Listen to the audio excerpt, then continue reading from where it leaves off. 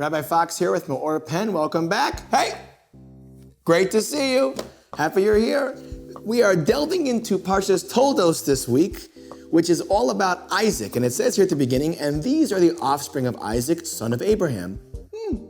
And then it says, Abraham begot Isaac. Now, interestingly, I know that.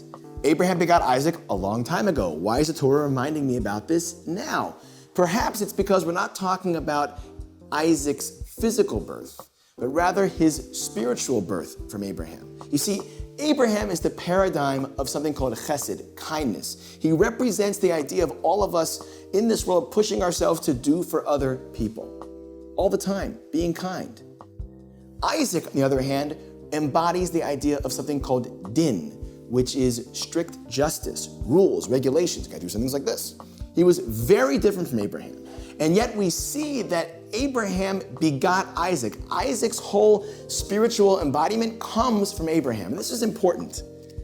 Even as we head into Thanksgiving, right, and thinking about all those crazy uncles who are gonna show up, right, that may be different from us, we have to remember that even in our own lives, we have conflicting attributes. Sometimes we feel like being overtly kind, and sometimes we feel like, hey, 1 second, there's rules here.